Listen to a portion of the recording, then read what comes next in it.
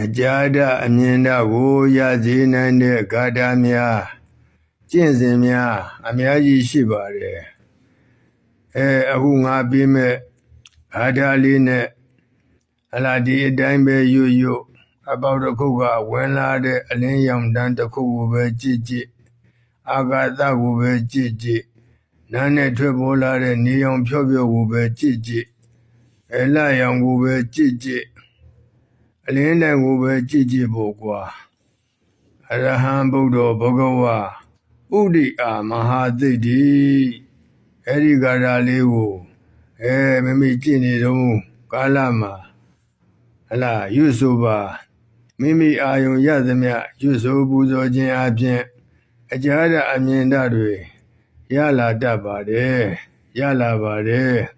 အဲ့ဒီနည်းလေးကိုငါဘိုးဝေမကနေပေးလိုက်ပါ